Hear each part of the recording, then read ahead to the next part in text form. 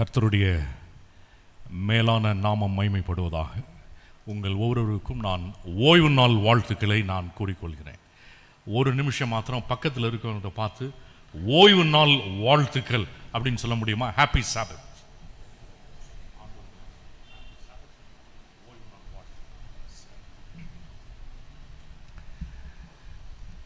எல்லா துதி கன மகிமையும் நம்முடைய ஆண்டவரும் அருமை ரட்சகருமாகிய இயேசு கிறிஸ்து ஒருவருக்கு மாத்திரமே. நான் மேலேருந்து அப்படியா கீழே பார்த்தப்போ பாஸ்டர் VM ஆரோக்கியசாமி பார்த்தோன்னே எனக்கு அவ்வளோ ஒரு சந்தோஷம். பல ஆண்டுகளுக்கு பிற்பாடு அவரை நான் பார்க்கிறேன். மதுரையில் நான் சிறு பையனாக பள்ளிக்கூடத்தில் நாங்களெல்லாம் படித்த பொழுது அவருடைய பிரசங்கன்னா எனக்கு ரொம்ப பிடிக்கும். ஒரு fiery preacher, very dynamic. Pastor, உங்களை பார்ப்பது எனக்கு மிகுந்த சந்தோஷம். உங்களையெல்லாம் பார்த்து வளர்ந்துருக்கிறோம். இன்றைக்கி உங்கள் முன்னாடி பேசுகிறதுக்கு கொஞ்சம் பயமாக இருக்குது. இருந்தாலும் ஆண்டவர் இப்பேற்பட்ட பிரசங்கியாரை நமக்கு தமிழ்நாட்டில் கொடுத்ததின் மூலமாக அநேகர் வாலிபர்கள் இருந்திருக்கிறாங்க.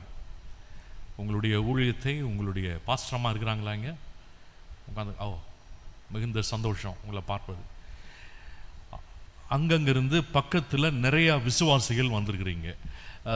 தப்பாக நினச்சிக்கலாமல், கல்லடியான் கோணம் திருச்சபையை தவிர வெளியிலிருந்து வந்திருக்கிற விசுவாசிகள் உங்கள் வலது கையை தயவுசெய்து கொஞ்சம் தூக்கி காண்பிக்க முடியுமா? வெளியிலிருந்து வந்திருக்கிறவங்க. Praise the Lord, praise the Lord. ரொம்ப நன்றி, ரொம்ப ரொம்ப நன்றி. கல்லடியான் கோலத்தில் இருக்கிற விசுவாசிகள் உங்களுடைய கையை காமிங்க பார்ப்போம். எல்லாம் ஈக்குவலாக தான் இருக்கிறீங்க. ரொம்ப சந்தோஷம். கர்த்தருடைய ஆவியானவர் இன்று நம்மோடு கூட பேச போகிறார். நாம் பயபக்தியோடு ஜெபத்தோடு கடந்து செல்வோம், ஜெபம் செய்வோம். அன்புள்ள ஆண்டவரே, சத்தியத்தை அறிவீர்கள், சத்தியம் உங்களை விடுதலையாக்கும். கடைசி காலத்திலே ஆண்டவர் எதிர்பார்ப்பது என்ன என்று சொன்னால், கிறிஸ்துவை போல கிரைஸ்ட் லைக்னஸ், கிறிஸ்துவின் குணாதிசயங்களை பிரதிபலிக்கணும். பல ஆண்டுகள் கிறிஸ்தவர்கள் என்ற பெயரோடு ஒருவேளை ஓய்வு நாளை கடைபிடித்திருக்கலாம், தசமமாகவும் கொடுத்திருக்கலாம். ஆனால் கிறிஸ்துவை போல் மறுரூபமாக்கப்பட்டிருக்கிறோமா? ஒருவேளை இல்லை என்று சொன்னால், இந்த கூட்டங்களின் மூலமாக ஆவியானவர் இந்த செய்திகளின் மூலமாக கிறிஸ்துவின் ரூபத்தில் மறுரூபமாக்கப்பட கிறிஸ்துவோடு கூட நாங்கள் அவருடைய குணாதிசயத்தில் பங்கு பெற ஆவியானவர் கிருபை செய்தருளும்படியாய் ஜெபிக்கிறோம். எப்பொழுது கிறிஸ்தவர்கள் கிறிஸ்துவின் குணாதிசயங்களை பிரதிபலிக்கிறாரோ அப்பொழுதுதான் இயேசு வருவார். இன்றைக்கு அதை குறித்து படிக்கும் பொழுது ஆவியானவர் எங்களுடைய உள்ளத்திலே தெளிவாக பேசும்படியாய் ஜெபிக்கிறோம். இயேசுவின் மூலம் கேட்கிறோம் பிதாவே, ஆமென். 2 வசனங்களை வாசித்து நாம் செய்திக்குள்ளாக கடந்து செல்ல இருக்கிறோம். எல்லாரும் வேதத்தை திருப்பிக் கொள்ளலாம். இந்த வசனத்தையும் அங்கே டிஸ்பிளே பண்ண போறாங்க. 2 வசனங்கள்.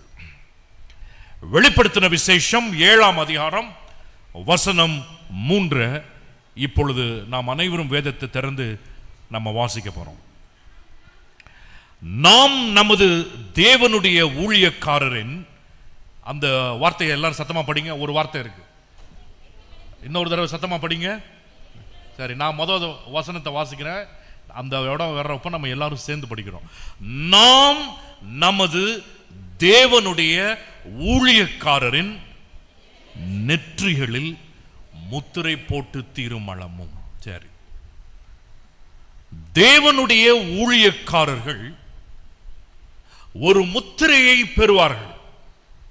இந்த முத்திரையை எப்படி பெறுவார்கள் என்று சொன்னால், நெற்றிகள். இன்னொரு வசனத்தை நம்ம வாசிக்க போறோம். வெளிப்படுத்தின விசேஷம் 14ஆம் அதிகாரம் வசனம் 1. அதுல படிங்கம்மா.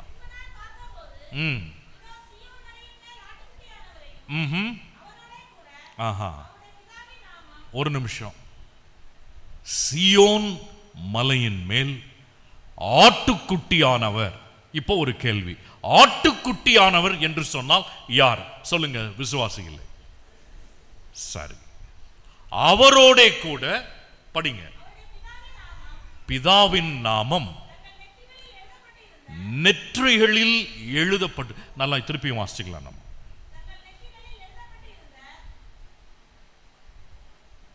சரி, நெற்றிகளில் எழுதப்பட்டிருந்த 1,44,000 பேரை நிற்க கண்டேன். இன்னைக்கு நம்ம எதை குறித்து படிக்க போறோம் அப்படின்னு சொன்னா, நெற்றிகளில் நாமம், நெற்றியில முத்திரை அப்படின்னா என்ன அர்த்தம்? கடைசி காலத்தில் வாழ்ந்து கொண்டிருக்கக்கூடிய, உலகத்தின் விளிம்பின் சரித்திரத்தில் வாழ்ந்து கொண்டிருக்கக்கூடிய நமக்கு ஆண்டவர் முக்கியமான மறுரூபமாக்கப்படக்கூடிய ஒரு செய்தியை அவர் வச்சிருக்கிறார். எல்லாரும் தயவு செய்து உங்க வேதத்தை திருப்பிக் கொண்டு முதலாவது படிச்சோமே அந்த அதிகாரத்திற்கு வாங்க. வெளிப்படுத்தின விசேஷம் 7ஆம் அதிகாரம் 3வது வசனத்தை திருப்பியும் நம்ம வாசிக்க போறோம். வாசிச்சுட்டு உள்ள நம்ம போறோம். வாங்க எல்லாரும். சரி.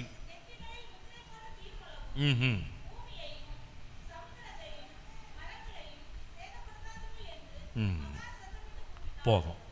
இன்னைக்கு 3 சத்தியங்களை, ஆழ்ந்த சத்தியங்களை ஆவியானவர் நமக்கு சொல்லி தர போறார். 3 பாகங்கள். முதல் 2, 3. முதலாவது பாகம் என்னன்னு சொன்னா, இந்த முத்திரை அப்படின்னா அதனுடைய நோக்கம் என்ன?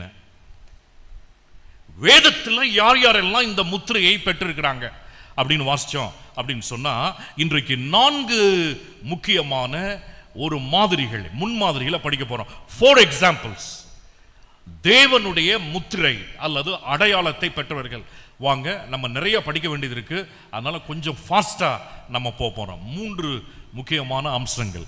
முதலாவது, 2வது, 3வது. இதனுடைய முதல் பாகம். தேவனுடைய முத்திரையை பெற்றவர்கள் 4 பேர்கள். வேதத்தின் சத்தியத்தை படிச்சு பார்த்தீங்கன்னு சொன்னா, வேத சரித்திரத்தில் முதல் முறையாக உலக சரித்திரத்தில் முத்திரை போடப்பட்டவன் எந்த புஸ்தகத்தில் இருக்கு? புஸ்தகத்தை மாத்திரம் சொல்லுங்க. சரி, அவர் பேர் என்ன? வாங்க சீக்கிரமா. ஆதியாகமம் 4ஆம் அதிகாரம். 4 பேரையும் நம்ம ஆழ்ந்து படிக்க போறோம். ஆதியாகமம் 4ஆம் அதிகாரத்தில் 14வது வசனத்தை சீக்கிரமாக நம்ம வாசிக்க போறோம்.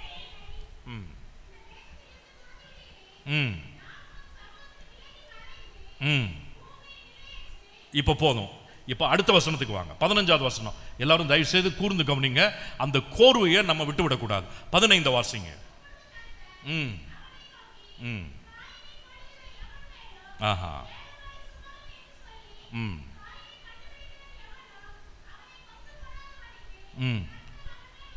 அவன் மேல் என்ன செய்யறாரு? ஒரு அடையாளம். இந்த அடையாளம் எதற்கு? இதனுடைய நோக்கம், ஒரு முத்திரை அல்லது ஒரு அடையாளத்தின் நோக்கம் என்ன என்பதை ஸ்தாபிக்க, ஸ்திரப்படுத்த இந்த வசனங்களை நம்ம வாசிக்க போறோம். முதலாவது, முத்திரையினுடைய குறிக்கோள், நோக்கம். அடையாளத்தை ஏன் போட்டார்னா, கண்டுபிடிக்கிறவனை யாரும் கொண்டு போட்டுறக்கூடாது. அடுத்தது, இன்னொரு அடையாளத்தை குறித்து வாசிக்க போறோம். பைபிள்ல ஆண்டவர் இன்னொரு அடையாளம், இது ஒரு அடையாளம், இன்னொரு அடையாளம். யாத்ராமுக்கு வாங்க. ஆதியாகமத்திலிருந்து யாத்ராமுக்கு சீக்கிரமா வாங்க. யாத்ராமம் 12ஆம் அதிகாரத்தில் 13வது வசனத்தை எடுத்தவர்கள் சீக்கிரமாக வாசிக்கலாம்.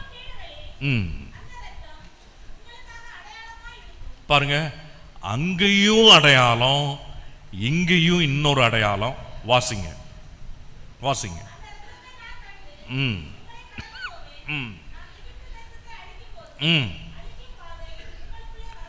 இப்போ ஆவியானவர் உங்க உள்ளத்தில் பேச போறார், இருதயத்தில். என்னன்னா, இந்த அடையாளத்தை மனுகுலத்திற்கு ஒரு சில நபர் மேல் ஆண்டவர் ஏன் வைக்கிறாரு, முத்திரையை போடுறாரு அப்படின்னு சொன்னா, ஒரு நோக்கம் இருக்கு. அது அப்படியே நீங்க கேள்வி கேட்டுட்டே இருங்க, ஆண்டவர் உங்களுக்கு பதில் சொல்வார்.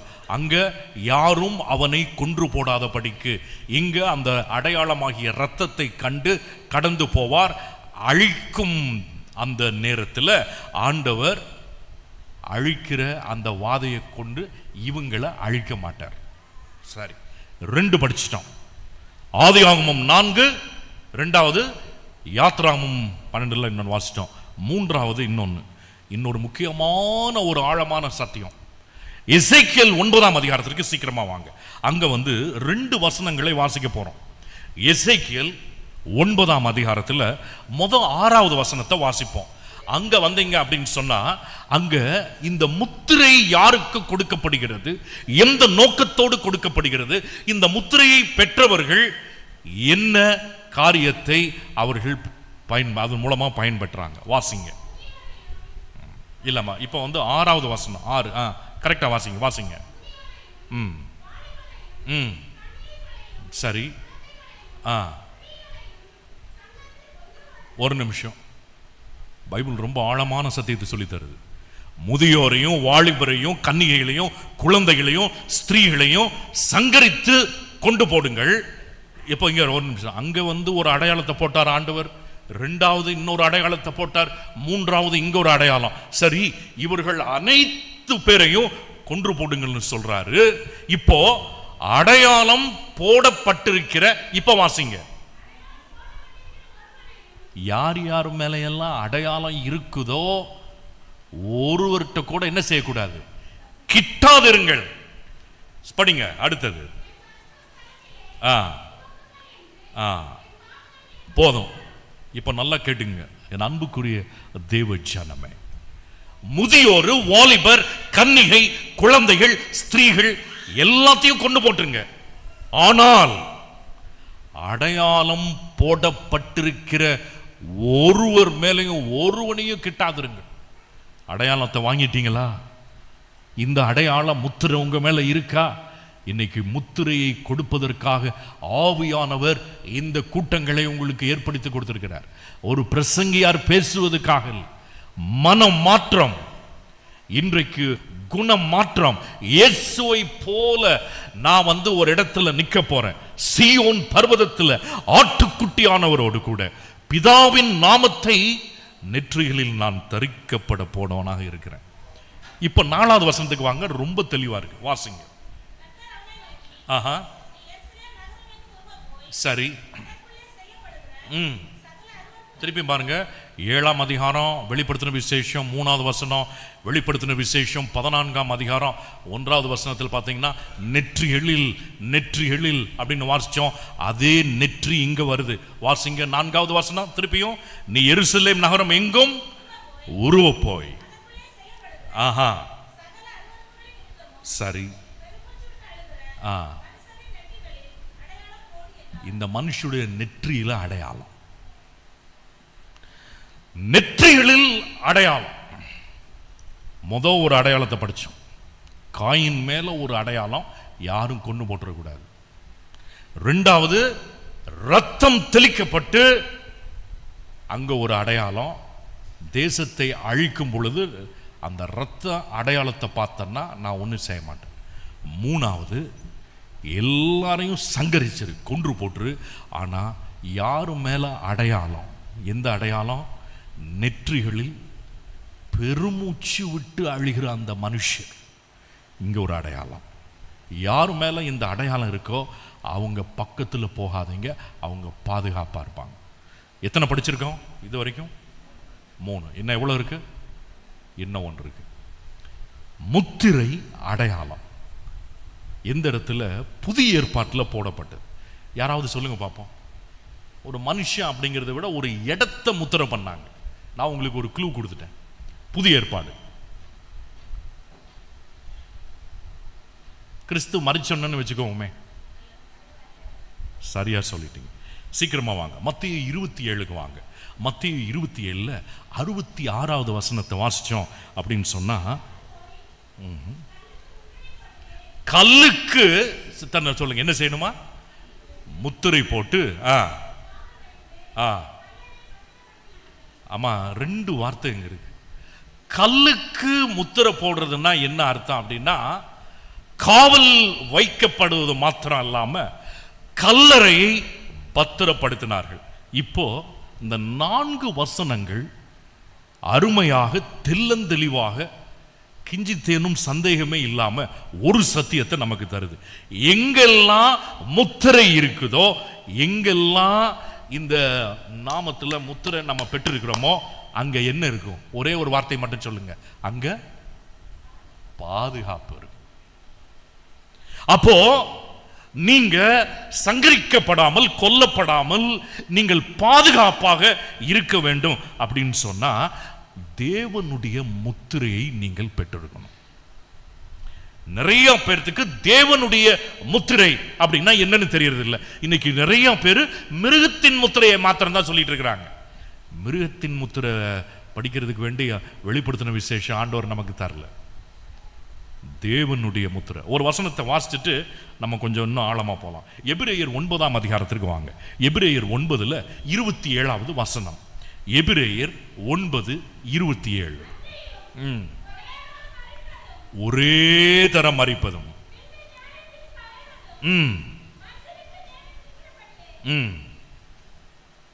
பாருங்க, மனிதன் ஒரே தரம் தான் மரிப்பான். ஆனா நியாய தீர்ப்பு அடையணும். ஒரு வசனம், நான் இந்த வசனத்தை வச்சு ஒரு பாட்டை படிச்சிருக்கேன். ஒரு தரம் மரிப்பதும் பாடுங்க. மனிதனுக்கு தேவன் நியமித்தாரே. திருப்பியும் பாடலாம். ஒரு தரம் மரிப்பதும் மறு தீர்ப்படைவதும் மனிதனுக்கு தேவன் நியமித்தாரே. போதும், இந்த வசனத்தை வச்சுதான் பண்றேன். இப்போ நம்ம உயிரோடு இருக்கிறோம். சரி, ரெண்டு சாரார் இருப்பாங்க என்னைக்குமே. இயேசுவுக்குள் மரித்தவர்கள், இயேசுவுக்குள் மரிக்காதவர்கள். நம்ம எல்லாருமே 1 தெசலோனிக்கேயர் 4 எப்பொழுதெல்லாம் பைபிளை தரக்கூடாது. இதெல்லாம் நீங்கள் எத்தனை முறை நீங்கள் சாவு வீட்டுக்கு போயிருப்பீங்க, எத்தனை முறை நல்லடக்க ஆராதனையில் நீங்கள் இருந்திருப்பீங்க. பாஸ்டர்லாம் படிப்பார். பொதுவாக 1 தெசலோனிக்கேயர் எந்த அதிகாரத்தை திறப்பாங்க பாஸ்டர்? 4. பொதுவாக எந்த வசனத்தை படிப்பாங்க? அதில் கிறிஸ்துவுக்குள் மரித்தவர்கள், அதில் அருமையான ஒரு வசனம் இருக்கு. சொல்லுங்க. பின்பு உயிரோடு இருக்கிற நாம், அதுதான் மரிச்சா இயேசுவுக்குள் மரிக்கணும். உயிரோடு இருந்தா இயேசுவுக்காக, இயேசுவுக்குள் நம்ம வாழ்ந்துகிட்டே இருக்கணும். அப்படின்னு சொன்னா ஒரு குரூப், பழைய ஏற்பாட்டில் 2 பேர் இருந்தாங்க. ஒருத்தர் உயிரோடையே பரலோகத்துக்கு போனாரு, இன்னொருத்தர் மரிச்சு போனாரு. ஆனா புதிய ஏற்பாட்டில் பார்த்தீங்கன்னா மறுரூபமாக்கப்பட்ட அனுபவத்தில் இயேசுசாமி கூட எத்தனை பேர் வந்தாங்க? சரி, உயிரோடு இருந்துட்டே மறிக்காம யாராவது பரலோகத்துக்கு போன பேர் உங்களுக்கு தெரியுமா? நல்லா அழகா சொல்றீங்க. பேர் என்ன? 2 ஈல தான் ஆரம்பிக்குது. சரி, மரித்து அப்புறம் உயிரோட எழுப்பப்பட்டு அப்புறம் யாராவது பரலோகத்துக்கு போயிருக்கிறாங்களா? அப்ப பாருங்க, இந்த 2 குரூப்ல இருக்கு. இப்போ யூதாக்குவாங்க. யூதா, சரி, வெளிப்படுத்தின விசேஷிக்கும் முந்தின அதிகாரம். யூதாவில் பொதுவாக எல்லாத்துக்குமே தெரியும். எந்த வசனத்தை வாசிக்க போறோம்? வசனம் 7. வாசிங்க, சீக்கிரமா வாசிங்க.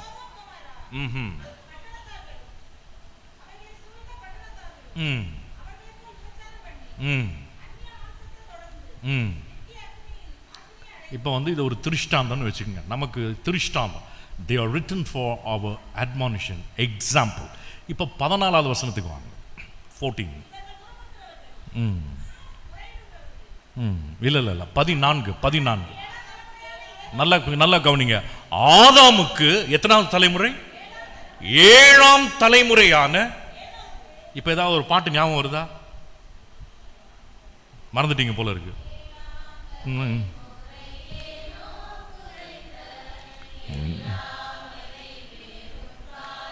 திருப்பி வானுங்க. 7ஆம் தலைமுறை ஏனோக்கு உரைத்த. போதும் பாருங்க, 7ஆம் தலைமுறையில் ஏனோக்கு, அவரு 2ஆம் வருகை குறித்து சொல்லியிருக்கிறார். அப்படின்னு சொன்னா இந்த முதலாவது குறிக்கோள், தேவனுடைய முத்திரைக்கு உள்நோக்கம், குறிக்கோள், இதனுடைய சாராம்சம், இதனுடைய மைய இழை என்ன அப்படின்னு சொன்னா பாதுகாப்பு தருகிறார். கடைசி காலத்தில் நீங்க எவ்வளவோ எஃப்டியில், நல்ல பங்களாவில், காரோட நான் பத்திரமா இருக்கிறேன், எல்ஐசியில பாலிசி எல்லாம் போட்டேன், எதுவும் ஒத்து வராது. குமாரனை உடையவன் சொல்லுங்க, குமாரன் இல்லாதவன் ஜீவன். இயேசு இயேசு இயேசு. இந்த கூட்டங்கள் எதற்காக ஆயத்தப்படுத்தப்பட்டிருக்குதுன்னா, நான் இயேசுவை போல மாறணும். இயேசுவை போல நான் மாறாததுனால, அதுவும் நெற்றிகள் முதல் பாகம் முடிஞ்சிருச்சு. பாதுகாப்பு. ஆண்டவருடைய முத்திரை எதை குறிக்கிறதுன்னு சொன்னா பாதுகாப்பு. இப்ப இன்னொன்னு, முத்திரை என்று சொன்னால் என்ன? இங்க கொஞ்சம் ஆழமா நம்ம படிக்க போறோம். முத்திரைனா என்னங்க? முத்திரை முத்திரை முத்திரைங்கிறாங்களே, இது எதை குறிக்குது அப்படின்னா என்ன அர்த்தம்? ஏன் நெற்றி? 22ஆம் அதிகாரம் வெளிப்படுத்தின விசேஷம் 4வது வசனம். சீக்கிரமா வாங்க.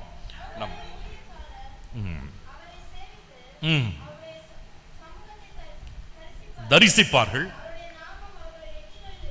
நல்லா ஞாபகம் வச்சுக்கணும், அவருடைய நாமம் அவர்களுடைய நெற்றிகளில் இருக்கும்.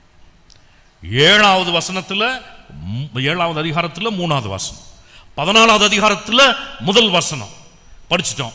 இப்போ 22 பொதுவா யாரும் படிக்கிறது கிடையாது. 22:4 பார்த்தோம்னு சொன்னா அவருடைய நாமம் அவர்களுடைய நெற்றிகளில் இருக்கும். சரி, இப்போ ஒரு சின்ன கேள்வியை நம்ம கேட்கணும். நெற்றிகளில் நெற்றிகளில் நெற்றிகளில் அவருடைய நாமம், அவருடைய நாமம், பிதாவினுடைய நாமம். அவன் நெற்றிகளில் முத்திரை போடுற வரைக்கும் வெயிட் பண்ணுங்க அப்படிங்கிறாங்க.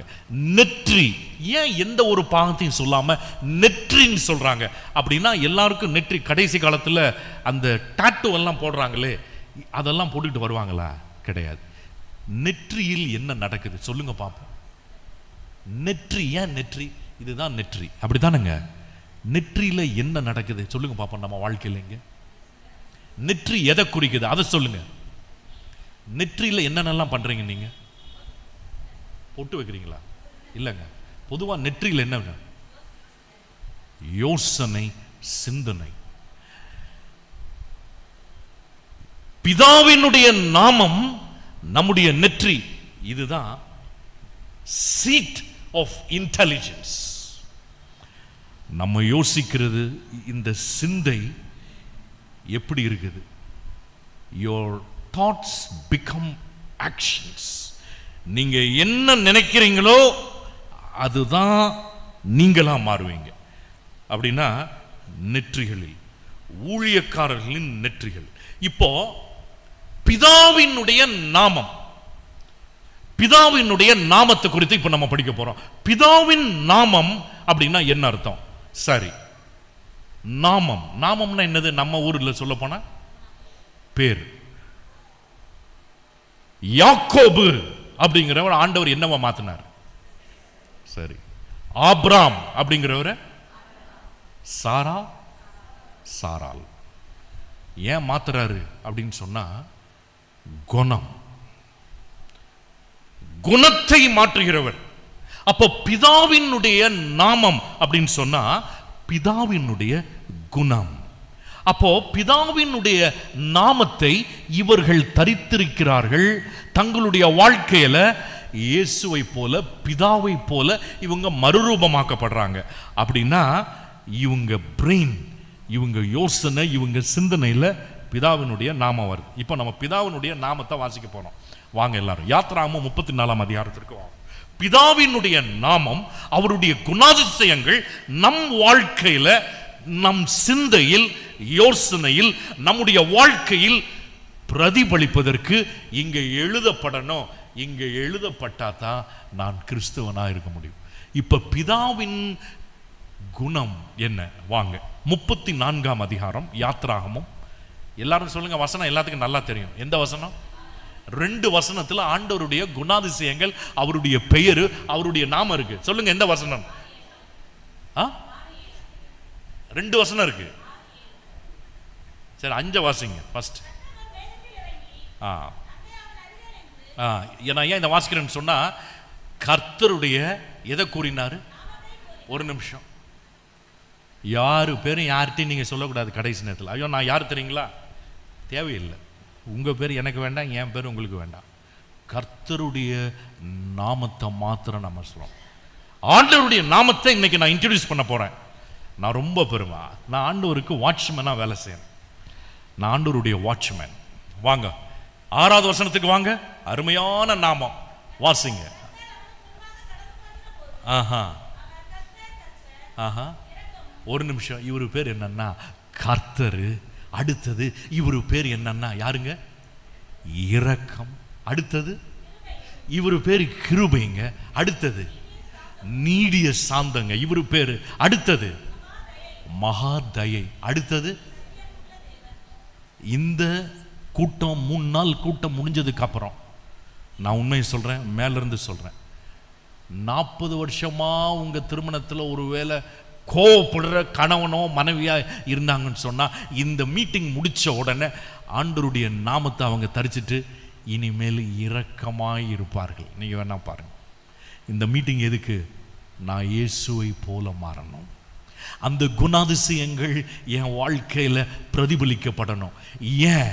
என்னுடைய சிந்தை, என்னுடைய யோசனைகள் எல்லாமே நெற்றிகளில், அப்படின்னா இருதயத்தில் தேவனுடைய குணாதிசயம், அவருடைய இனிமேல் நான் இரக்கம் உள்ளவனாக, கிருபை உள்ளவனாக, நீடிய சாந்தம் உள்ளவனாக, மகாதயை, சாதாரண தயம் இல்லை. அடுத்தது சத்தியம். 7வது வசனத்தை வாசித்து முடிச்சிடலாம். வாசிங்க. ஆஹா ஆஹா ஆஹா சரி. ஒரு நிமிஷம், ஒரு நிமிஷம். நமக்கு யாரு என்ன பாவம் என்ன துரோகம் செஞ்சிருந்தாலும் பரவாயில்ல, 1000 தலைமுறைகளுக்கு இரக்கத்தை காண்பிக்கிறவர். நம்ம காண்பிக்கிறோமா? ஆண்டவர் என் மீறுதல்களையும் என் அக்கிரமங்களையும் அவர் மன்னித்து மறைத்து மூடுகிற தேவன். நம்ம மீறுதல்கள், அக்கிரமம், பாவத்தை மன்னிக்கிறாரு. நம்மளும் மற்றவங்களை மன்னிக்கணும். இந்த மீட்டிங் முடிச்ச உடனே யாரு நமக்கு கஷ்டப்படுத்தி இருந்தாலும் பரவாயில்ல, அவர்களை மன்னிக்கணும். இதுதான் தேவனுடைய நாமத்தை தரிக்கிறவர்கள். நெற்றிகளில் அவருடைய நாமம், பிதாவினுடைய நாமம், அவருடைய குணாதிசயம். அடுத்தது குற்றவாளியை ஆஹா ஆஹா ஆமா போதும். சரி, இப்போ வெளிப்படுத்தல் 14வது அதிகாரத்தில் நெற்றிகளில் என்ன இருக்குதுன்னு சொல்லிட்டு ஒரு சின்ன அம்சத்தை ஆழமா படிக்க போறோம். எல்லாரும் வெளிப்படுத்தின விசேஷம் 14ஆம் அதிகாரத்திற்கு வாங்க. வெளிப்படுத்தின விசேஷம் 14 1.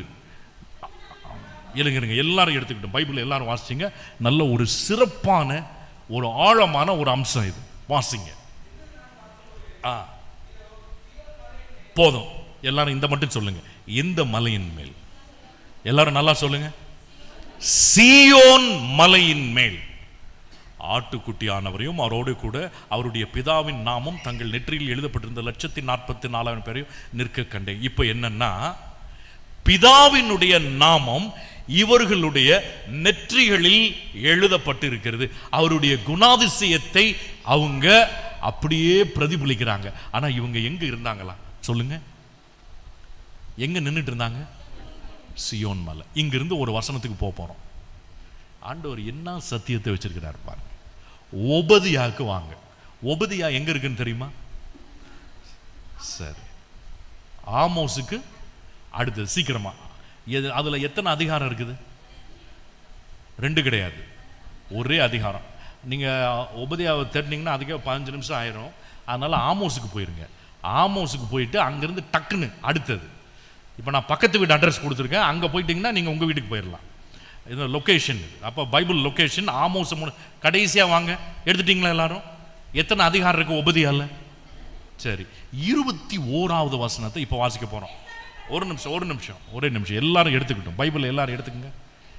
21வது. சரி, வாசிங்க இப்போ.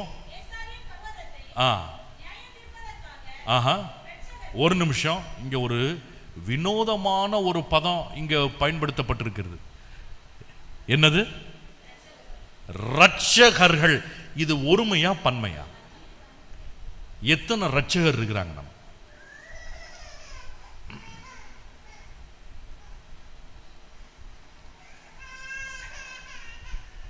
Very sorry. சரி, ரட்சகர்கள் எந்த மலை மேல் நிற்கிறாங்களா? வாசிங்க பாப்போம்.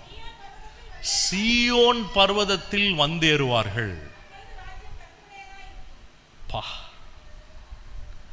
ரட்சகர்கள். இது யாரை குறிக்குது தெரியுங்களா? எத்தனை ரட்சகர்? நமக்கெல்லாம் ஒரே ரட்சகர் தான். அவர் யாரு? இயேசு கிறிஸ்து. ஆண்டவர் சொல்றாரு, கடைசி காலத்தில் ரட்சகர்கள் சீயோன் அங்க சீயோன் பர்வதத்தில் ரட்சகர் ஆட்டுக்குட்டியானவரோட பிதாவின் நாமத்தை நெற்றிகளில் தரிப்பிக்கப்பட்ட அந்த ஜனக்கூட்டம் இருந்துச்சே. ஒபதியா எப்போவோ 1000 வருஷத்துக்கு முன்னாடியே சொல்லிட்டார்.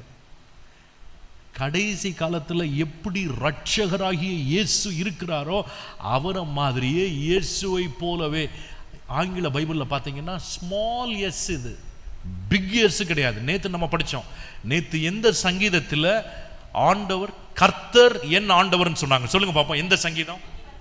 அழகா சொல்றீங்க, அழகா சொல்றீங்க. கர்த்தர் யார்கிட்ட சொல்றாரு? ஆண்டவர். பிதாவானவருக்கும் குமாரனானவருக்கும் அங்க இருக்கிற சம்பாஷணை நேற்று படிச்சோம். அருமையான அதிகாரம். 110, 3 படிச்சோம், 2 படிச்சோம், 1 படிச்சோம், 4 படிச்சோம். அப்ப இங்க பாத்தீங்கன்னா ரட்சகர்கள் சீயோன்.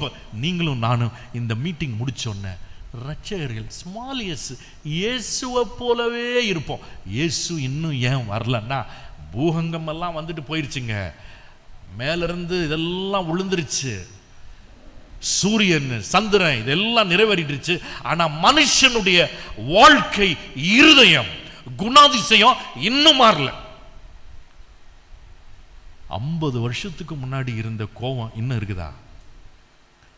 40 வருஷத்துக்கு முன்னாடி இருந்த வைராக்கியம் இன்னும் இருக்குதா? 20 வருஷமா யாரையும் மன்னிக்கிறது இல்லை. இந்த மீட்டிங் மூலமா ஆண்டவர் என்ன சொல்றாரு? ரட்சகர்கள், என் பிள்ளைகள் ரட்சகராகிய இயேசு கிறிஸ்துவை ஏற்றுக்கொண்டது நிமித்தமாக நீங்க எல்லாரும் ரட்சகர்களா சீயோன் பர்வதத்தில் வரணும். ரொம்ப அருமையா இருக்குது கேட்கிறேன். சீயோன் பர்வதமா?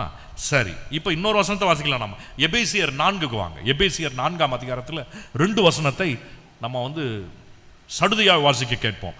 8, 11. எபேசியர் 4க்கு வாங்க.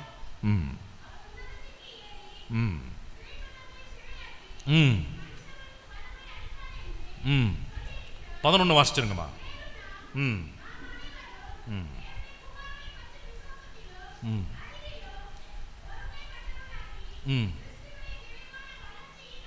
இப்ப கவனிங்க, ஒரு அருமையான பதம் வருது. என்ன? பூரண பூரண புருஷராகும் வரைக்கும். நீங்களும் நானும் பூரண புருஷராகும். எத்தனை பேர் மனைவிகள், என்னோட புருஷனை மாதிரி இந்த உலகத்தில் நாகர்கோயிலில் வேற ஒரு புருஷனே கிடையாது, என் புருஷன் தாயா பூரண புருஷன். கை தூக்கிறாங்கன்னா எல்லாரும் தூக்குவீங்க, எனக்கு தெரியும், எல்லாரும் தூக்குவீங்க. என் மனைவி மாதிரி ஒரு பூரணமான மனைவி KK டிஸ்ட்ரிக்ட்ல கை தூக்கிறாரு. கை தூக்கினா எல்லாரும் தூக்கிடுவீங்க. பூரண புருஷன் இயேசு ஏன் இன்னும் வரலன்னா, நான் புருஷனா இருக்கிறேங்க, பூரண புருஷனா இல்லை, மனைவியா இருக்கிறேன். இனிமேல் எல்லாரும் இயேசுவை போல இருக்கணும். இரக்கமாய், உருக்கமாய், நீடிய சாந்தமாய், மகாதயவுள்ளவனா நான் இருக்கணும். இப்ப சீக்கிரமா வாங்க. இந்த நெற்றிகளில் தரிக்கப்பட்டிருக்கிற முத்திரையினுடைய இன்னொரு அம்சம் 5வது வசனம். வெளிப்படுத்தின விசேஷம் 14வது அதிகாரத்தில் வாங்க. சரி, ஆஹா, மாசு இல்லாதவர்கள், இதெல்லாம் நம்ம படிக்கணும். கபடம் இல்ல, மாசு இல்லை. எங்க இருக்கிறாங்க? தேவனுடைய சிங்காசனத்திற்கு முன்பாக. இவங்க எல்லாம் யாருங்க? ஸ்பாட்லெஸ், பூரண புருஷர். யார் அப்படின்னு சொன்னா, பரிசுத்த ஆவியானவர் அவங்களுக்கு முழு அளவில், full measure of the Holy Spirit. ஒரு வேளை யாக்கோபுக்கு 12 பிள்ளைகள் +1 தீனா. இவங்களுடைய பேரெல்லாம் பரலோகத்தில் எதில் எழுதி வச்சிருக்காங்களா? எதில் எழுதப்பட்டிருக்கு? அதை மட்டும் சொல்லுங்க. பரலோகத்துக்கு நீங்கள் போனீங்கன்னா இவங்க பேரெல்லாம் நீங்கள் பார்ப்பீங்க. யாக்கோபனுடைய பிள்ளைகள் எதில்? வாசல். இவங்க எவ்வளவு பெரிய ஆள் தெரியுமா நீங்க? அவங்க வீட்டில் எல்லாமே இருந்துச்சு. ஃப்ராடு, 420, பொய் சொல்றவன், கொலை பண்ணவன் எல்லாம் இருக்கிறான். அவன் எல்லாத்துக்கும் பரலோகம் யாருக்கு தெரியுமா? நீதிமானுக்கு இல்லை. பாவம் செய்து பாவத்தில் சிக்கி தவித்து கஷ்டப்பட்டு 39 வருஷமா ஆண்டவர் கிருபையா இந்த சபைக்கு இருக்கிறார். 40வது வருஷத்துல அவையோட முக்கியமான வருஷம் பாது. 40 வருஷம், 40ங்கிறது ரொம்ப முக்கியம். பூரண புருஷன் ஆயிட்டு உங்களை பரலோகத்துக்கு கூட்டு போற இந்த கூட்டத்தின் மூலமாக கிறிஸ்து ரட்சகர், நான் அவரை ஏற்றுக்கொண்டு நான் மாசில்லாதவனா ரட்சகரா நம்ம எல்லாரும் பரலோகத்துக்கு போறதுக்கு ரெடியா இருக்கணும். அப்படின்னா பூரண புருஷனாவதற்கு ஆண்டவர் ஒரு காரியத்தை நமக்கு சொல்லித்தர போறார். இது எப்படி? ஓய்வு நாளுக்கும் பூரண புருஷனாவதற்கும் ஒரு அருமையான சம்பந்தம் உண்டு. நம்ம எல்லாரும் ஓய்வு நாளை குறித்து, ஓய்வு நாளில் எப்படி ஓய்ந்திருக்கணும் அப்படிங்கிறது உண்மை. ஆனால் 7ஆம் நாளை மாத்திரம் நம்ம என்ன செய்யறோம்னா 2-3 இடத்துல ரொம்ப முக்கியத்துவம் கொடுத்துட்டு 6 நாளில் என்ன செய்ய வேண்டும் என்பதை மறந்து விடுகிறோம். இன்னைக்கு பூரண புருஷனாக 6 நாளும் எப்படி இருக்கிறது, 7வது நாள்லையும் எப்படி இருக்கணும்னு சொல்லிட்டு ஆண்டவர் ஒரு சத்தியத்தை நமக்கு சொல்லித்தர போறார். வாசிக்கவும் 1 பேதுரு 4ஆம் அதிகாரம். 1 பேதுரு 4ஆம் அதிகாரத்தில் முதல் வசனத்தை வாசிங்க ஃபர்ஸ்ட். ஆஹா, சரி, ஒரு நிமிஷம். அந்த சிந்தை நெற்றியில யோசனை சிந்த ஆயுதமாக எப்படி தடுத்துக் கொள்றதுன்னா 2வது வருஷத்துக்கு வாங்க. உண்மையான ஓய்வு. ஓய்வு ஓய்வு ஓய்வுன்னா என்னது? இதுதான் ஓய்வு. வாசிங்க.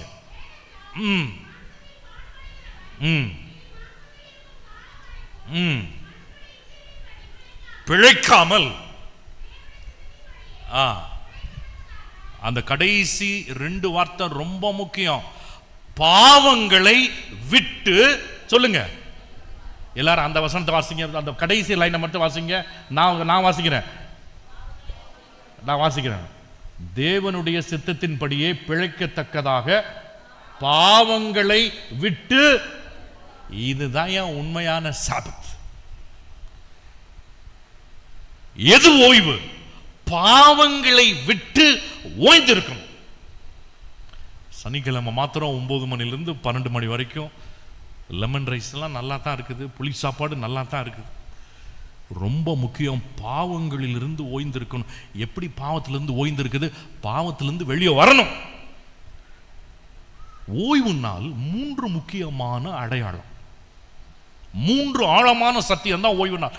1 சிருஷ்டிப்பு. வானத்தையும் பூமியையும் சமுத்திரத்தையும் நீரூற்றுகளையும் உண்டாக்கினவரையே தொழுது கொள்ளுங்க. இது சிருஷ்டிப்பு. 2வது ரட்சிப்பு, கிரியேஷன், ரிடம்ஷன். 3வது 6 நாள் எது கொடுத்திருக்கிறாருன்னு சொன்னா இயேசுவை போல இருக்கணும். அப்போ 7வது நாள்ல இன்னும் பூரண புருஷன். இதுக்கு பேரு தான் பெர்ஃபெக்ஷன். Creation, redemption, perfection. கடைசி காலத்துல பாத்தீங்க அப்படின்னு சொன்னா இயேசுவுக்குள்ள யார் யாரெல்லாம் ஓய்ந்திருக்கிறாங்களா? வருத்தப்பட்டு பாரம் சுமக்கிறவர்களே நீங்கள் எல்லாரும் என்னிடத்திலே வாருங்கள், நான் உங்களுக்கு. இயேசு இயேசு இயேசு இயேசு கிட்ட என்னைக்கு வர்றீங்களோ, இயேசு உங்கள்கிட்ட எப்போ வர்றாரோ, இயேசு அங்கே தட்டும் பொழுது அவரை மனசை திறந்து இருதயத்துக்குள்ள விட்டுட்டீங்க அப்படின்னு சொன்னா பூரண புருஷன் ஆயிட்டீங்க. பாவத்திலிருந்து விட்டு ஓய்ந்திருப்பீங்க. இயேசு மட்டும்தான் பாவத்திலிருந்து விடுதலை தர முடியும். நம்ம ரட்சகர் ஆட்டுக்குட்டியானவரோட கூட இருக்கணும். உபதேசம் சொன்ன மாதிரி ரட்சகர்கள் நம்ம இயேசுவை போல மாறுவோம். சரி, 2 சத்தியத்தை படிச்சாச்சு. கடைசி, இது மிக முக்கியம். பாஸ்டர் இன்னும் ஒரு 10 நிமிஷம் எடுத்துக்கலாம், டைம் ஆயிடுச்சா? நான் ஒரு 10 நிமிஷம் பேசலாமா? பிரச்சனை இல்லைங்களா? சரி, நீங்கள் இல்லைன்னு சொன்னாலும் நான் பேசிடுவேன், நீங்கள் கவலைப்படாதீங்க, நான் சீக்கிரமாக பਹੁંச்சிடலாம். 3வது ரொம்ப மிக முக்கியமானது, எப்போ இந்த முத்திரை கிடைக்கும்? சீக்கிரமாக வாங்க, எசேக்கியேல் புஸ்தகத்திற்கு வாங்க. எசேக்கியேல் புஸ்தகத்தில் 8ஆம் அதிகாரத்திற்கு வாங்க. எசேக்கியேல் 8ஆம் அதிகாரத்தில் 15, 16 வசனங்கள், 2 வசனங்களை வாசிக்க போறோம்.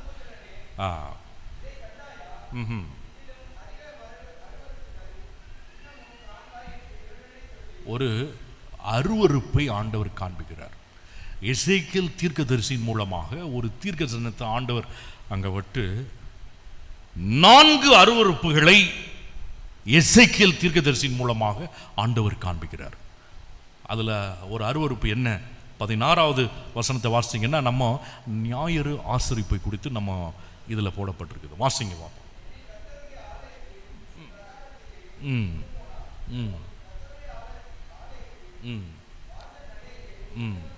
மண்டபத்திற்கும் பலிபீடத்திற்கும் நடுவே எத்தனை புருஷர்? 24. 24 ஆசாரியர்கள், 1 பிரதான ஆசாரியர், எல்லாருமே 24 கூட்டல் 1 25. எல்லாரும் தங்கள் முதுகை எதற்கு திருப்பிட்டு இருந்தாங்க? கர்த்தருடைய ஆலயத்திற்கு முதுகை காமிச்சிட்டு முகத்தை எந்த திசைக்கு நேராக பார்த்தாங்க? கீழ் திசை. கீழ் திசையை பார்த்தா பரவாயில்ல, எதை நமஸ்கரித்தார்கள்? ஆமா, முதல் ஆண்டவர் சொல்றது என்ன? 9ஆம் அதிகாரத்திற்கு வாங்க. 9ஆம் அதிகாரம் 4வது வசனத்தை இப்போ வாசிக்க கேட்போம்.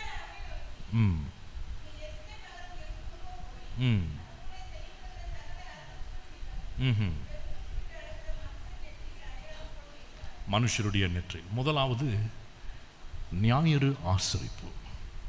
சூரியனை நமஸ்கரிப்பாங்களாம். 2வது என்ன செய்வாங்களாம்? ஒரு கூட்டம், இந்த சூரியனை நமஸ்கரித்து கொண்டிருக்கக்கூடிய ஒரு கூட்டம் மிருகத்தின் முத்திரையை தரித்துக் கொள்வார்கள். ஆனா ஆண்டவர் இன்னொரு கூட்டத்தை வச்சிருக்கிறாரு. பிதாவினுடைய நாமத்தை நெற்றிகளில் அவர்கள் முத்திரையாக பெறுவார்கள். 2 ஒரே டைம்ல நடக்கிற மாதிரி இல்லை. அப்ப ஞாயிறு ஆசரிப்பு அப்படிங்கிறது மிருகத்தின் முத்திரையை தரித்துக் கொள்கிறார்கள். அது முடிச்சோடனே இந்த அருவருப்பை பார்த்துட்டு பெருமூச்சு விட்டு அழுகிறவங்கள்ட்ட மனுஷருடைய நெற்றியில பிதாவானவர் ஒரு அடையாளத்தை தரார். பா, என்ன ஒரு அடையாளம்!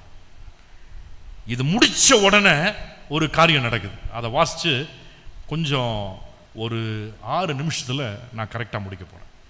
என்ன நடக்குது வாசிக்கலாமா? திருப்பியும் 8ஆம் அதிகாரத்திற்கு வாங்க. 8ஆம் அதிகாரம் 17வது வசனத்தை வாசிங்க.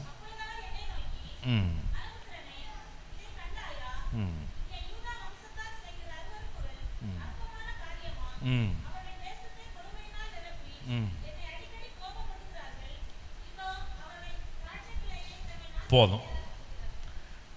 கடைசியா நம்ம ஒரே ஒரு பேசேஜுக்கு போறோம். அங்கே போய் நம்ம முடிக்க போகிறோம். இன்றைக்கி முடிக்கிறப்போ ஆண்டவர் ஒரு பெரிய தீர்மானத்தை எடுக்க ஆண்டவர் கிருபை செய்ய போகிறார். என்ன அப்படின்னு பார்த்தா, நேற்றைய தினத்தில் நம்ம படித்தோம், இயேசு கிறிஸ்து எங்கே இருக்கிறார் அதை மட்டும் சொல்லுங்க. நேற்று படித்த சத்தியத்தின் அடிப்படையில் எந்த இடத்துல இருக்கிறாரு? மகா பரிசுத்த ஸ்தலம். எங்கே இருக்கிறாரு?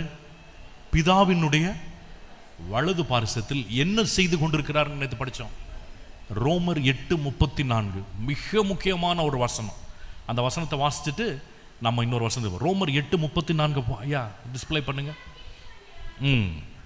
அந்த கடைசி 3 லைனை வாசிச்சிருங்க. அவரே நமக்காக,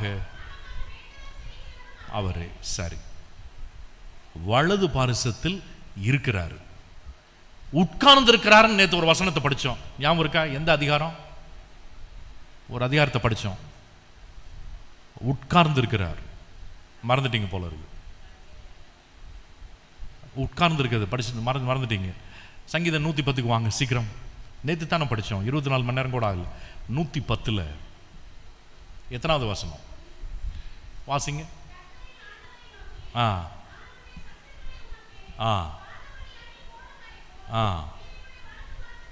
ஒரு நிமிஷம். உட்காரும். வலது பாரிசத்தில் ஏசாமி உட்கார்ந்து இருக்கிறாரு. வேலையை முடிச்சோன்னு என்ன செய்ய போறாரு? எந்திரிக்க போறாரு. வேலையை எப்போ முடிப்பாரு? படிச்சுட்டு நம்ம முடிக்க போறோம். தானியேல் 12க்கு வாங்க.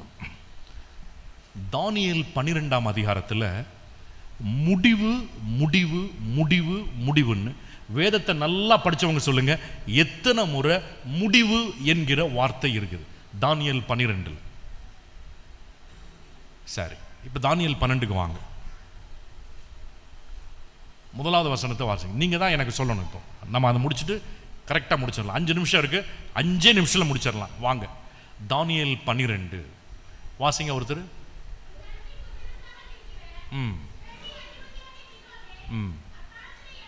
போதும். ஏசுவாமி தான் மிகாவேல், உட்கார்ந்து இருக்கிறார், வலது பாரிசத்தில் இருக்கிறார், பரிந்து பேசுகிறார், நமக்காக வழக்காடுகிறார், வேலையை சீக்கிரமா முடிக்க போறாரு. அப்போ முடிச்ச உடனே நெற்றிகளில் நாம முத்திரை தரிக்கப்படும். அந்த நேரத்தில் மிகாவேல் அந்த காலத்திலே எழும்புவான். அக்காலத்திலே அப்போ ஆபத்து காலம் வரும். ஆபத்து காலம் எப்போ? இப்போ முடிவு அப்படின்னு ஒரு வார்த்தை இருக்கு. நீங்க தான் எனக்கு சொல்லணும். எந்த வசனத்தில் இருக்கு? ஸ்டார்டிங்ல ஃபர்ஸ்ட்ல இருந்தே, அப்படி முன்னாடி இருந்தே வந்தீங்கன்னா தெரியும். எந்த வசனம்? 4க்கு வாங்க.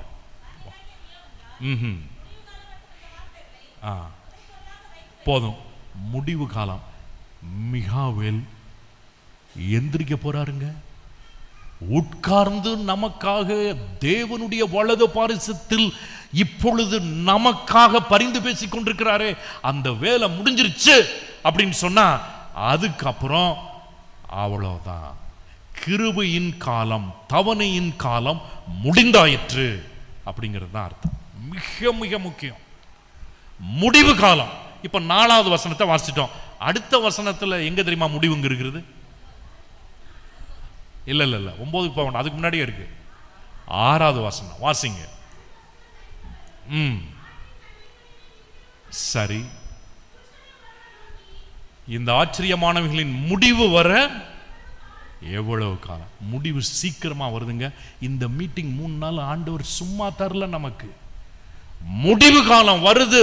என் ஜனங்கள் என்னை போல மறுரூபமாக்கப்படணும். வலது பாரிசத்துல அவர் அக்டோபர் 22, 1844 இருந்து வலது பாரிசத்துல உட்கார்ந்துட்டே இருக்கிறார். ஏன்னு சொன்னா நம்மளும் உட்கார்ந்துட்டே இருக்கிறோம். இன்றைக்கு நான் இயேசுவை போல மாறணும். சீயோன் பர்வதத்தில் அவரோடு கூட, ஆட்டுக்குட்டியான அவரோடு கூட இருக்க போறேன். பிதாவினுடைய நாமத்தை என் நெற்றியில என் வாழ்க்கை இன்னைக்கு மாறணும். நான் உடைப்படணும். இயேசுவை இரட்சகரை போல நான் மாறுற வரைக்கும் ஆண்டவர் வரமாட்டார். முடிவு காலம் வந்துருச்சு. இதுதான் கடைசி காலம். அடுத்த வருஷம் நம்ம இருப்போமா இல்லையா தெரியாது. கிறிஸ்து எப்பவும் வருவாரு. வர்றது பிரச்சனை இல்லை. நான் இயேசுவை போல மாறணும். அடுத்த வசனம் எங்க இருக்கு சொல்லுங்க பாப்போம். வாசிங்க.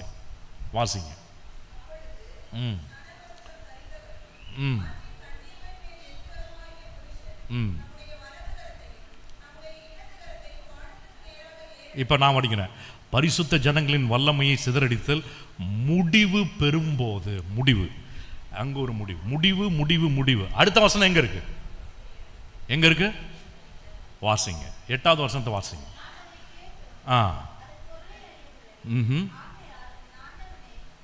இவைகளின் முடிவு என்னமாயிருக்கும்? இன்னும் 2 இடத்துல முடிவு இருக்கு. சொல்லுங்க பாப்பா, இந்த இடத்துல 9 வாசிங்க. முடிவு காலம் மட்டும் புதை பொருளாக வைக்கப்பட்டிருக்கும், முத்திரிக்கப்பட்டும் இருக்கும். இதுதாங்க முடிவு காலம், முத்திரிக்கப்பட்டு இருக்குது. இன்னும் ஒரு வசனத்துல 2 தடவை இருக்கு. எந்த வசனம்? வாசிச்சிருங்க. 13 வாசிச்சு முடிக்க போறோம். நீயோ வென்றால் முடிவு வரும் மட்டும் போயிரு.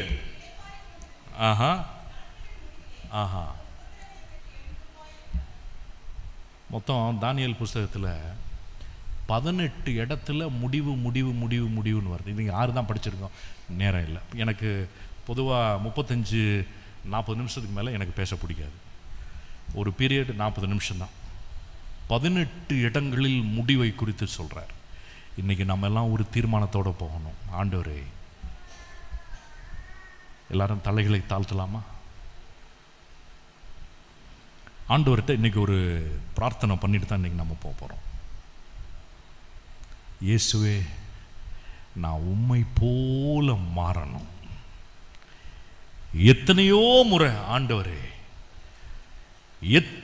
இத்தனை வருடங்கள் எனக்காக நீர் எத்தனை ஓய்வு நாட்களை கொடுத்தீர், எத்தனை வாரங்கள். ஆண்டவரே, வெள்ளி இரவு ஆராதனை, ஓய்வு நாள் பள்ளிக்கூடம், தெய்வீக ஆராதனை, சூரிய அஸ்தமனம், இத்தனை வருஷமா நான் வந்து திருச்சபைக்கு வர்றேன் போறேன். ஆனால் இன்னும் கிறிஸ்துவை போல நான் மாறலையே. என்றைக்கு நான் ரட்சகரை போல நான் வந்து சியோன் பர்வதத்தில் வந்து பிதாவினுடைய நாமத்தையே நான் தரித்து கொண்டு என் வாழ்க்கையை கிறிஸ்துவுக்கு பிரதிபலிக்கிற, கிறிஸ்துவை குணாதிசயங்களை பிரதிபலிக்கிற ஒரு வாழ்க்கையாக நான் இயேசுவோட கூட இருக்கிறது மாத்திரம் இல்லை, நான் இயேசுவை போல மாறணும். எல்லாரும் ஒரு நிமிஷம் நம்மளை தாழ்த்தி ஒரு ஜெபம் பண்ணலாம். ஒரு நிமிஷம் நம்மளை தாழ்த்தி, ஆண்டவரே, என் பாவங்கள், அக்கிரமங்கள், மீறுதல்கள், சிந்தனைகள் எல்லாத்தையும் ஆண்டவரே, பெருமை, இது எல்லாத்தையும் நான் விட்டுட்டு பிதாவினுடைய நாமத்தை, குணாதிசயத்தை நெற்றியில், என்னோட சிந்தையில், வாழ்க்கையில் நீங்கள் எழுதுங்க. கர்த்தர் ஒரு நிமிஷம், 1.5 நிமிஷம் ஜெபம் பண்ணலாமா? எல்லாரும் தாழ்மைப்படுத்தி ஆண்டவர் இடத்துல ஜெபம் பண்ணலாம்.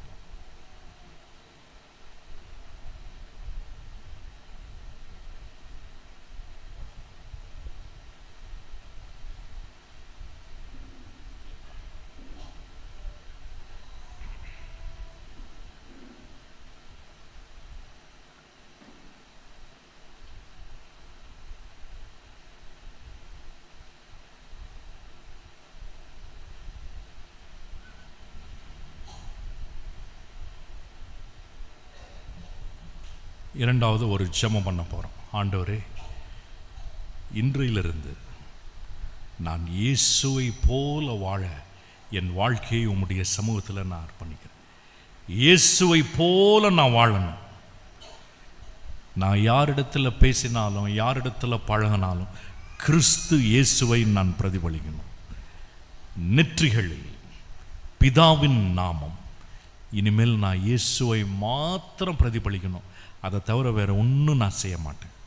என்னிடத்தில் இருக்கிற அசூசியமான ஆண்டவரே எல்லாம், ஆமென், ஆமென்.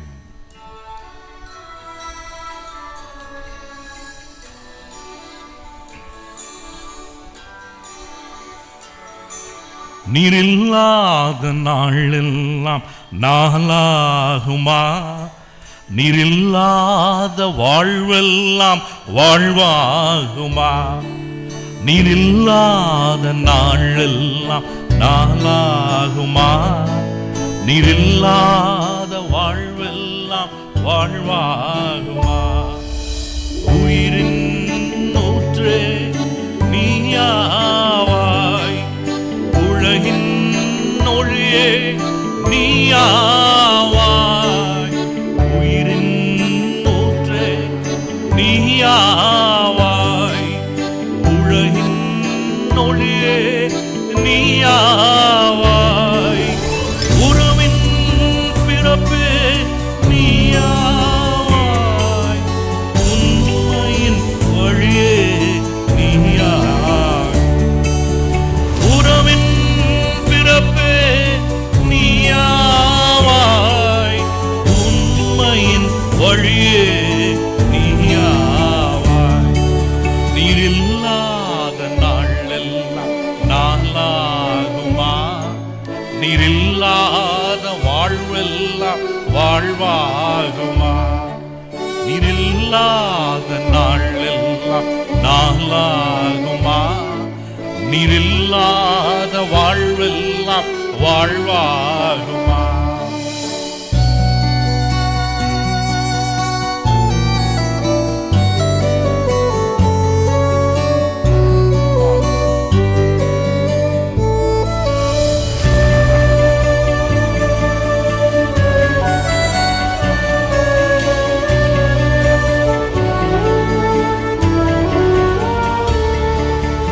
எனது ஆற்றலும் நீயாவாய், எனது வலிமையும் நீயாவாய், எனது நினைவும் நீயாவாய், எனது மொழியும் நீயாவாய், எனது அரணும் நீயாவாய், எனது கோட்டையும் நீயாவாய், எனது மீட்பும் நீயாவாய், எனது உயிர்ப்பும் நீயாவாய். நீ இல்லாத நாளெல்லாம் நாளாகுமா? நீர் இல்லாத வாழ்வெல்லாம் வாழ்வாகுமா? நீர் இல்லாத நாளெல்லாம் நாளாகுமா?